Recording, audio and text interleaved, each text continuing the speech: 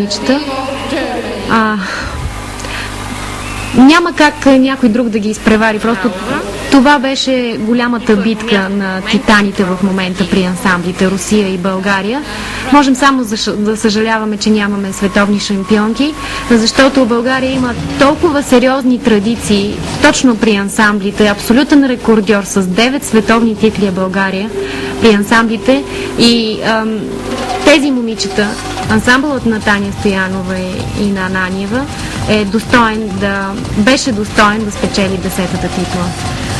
Личното ми мнение е, че този път наистина откраднаха титлата на нашите момичета. Всички видяхме, безапелационно най-силни бяха в този поток. Остава да видим и другия поток. Действително нашите гимнастички и целият щаб, който се намира там, преживяха два много тежки и така страшни дни за художествената гимнастика след това, което се случи с Симона.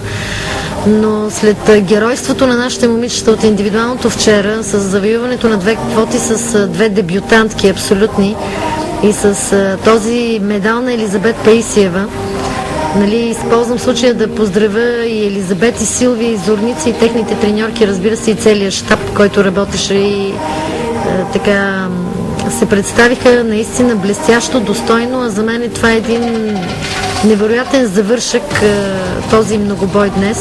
Разбира се, трябва да изчакаме още един поток, където Беларус е основният конкурент наш, но поздравления за всички.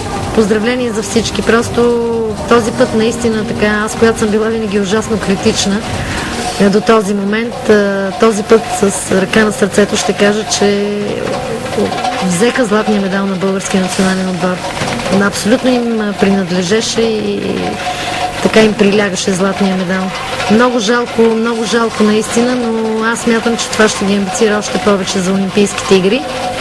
Разбира се, има шампионат. Да, шампионат на отделните уреди, много е възможно там. Възможно е там да бъдат така... Ако нашите играят да са малко по-щедри, но разочарованието си го има. Предполагам, че много тежко ще преживеят момичетата, защото те вече имат самочувствието, че са така най-силни в света в тази дисциплина, в ансамбловата дисциплина. Така, наистина се сочиха за фаворити. Разбира се, в никакъв случай не омаловажавам качествата на нашия конкурент Русия, но този път нашите момичета издържаха, докато те не. И допуснаха сериозни грешки и това е така поредната сериозна грешка на нашата международна федерация, която прави на това световно първенство. И поредната доказателство, че новия правилник не може да бъде обяснен по никакъв начин на зрителите. Между другото, не знам дали чухте, скъпи зрители, освиркванията, които дойдоха от публиката, когато видяха оценката на българките. Убедена съм, че тези освирквания не са били само от българската група. Публиката умее да оценява. Това е една изключително компетентна публика, тази, която ходи на състезания по художествена гимнастика. За да си направиш труда да отидеш на състезания по художествена гимнастика, значи това наистина те интересува. Тази компетентна публика освирка оценката на българките.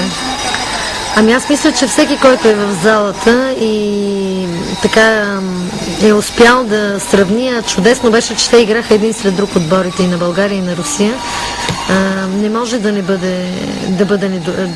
не бъде недоволен, защото просто това бяха така очевадни грешки, за които съдиите бяха доста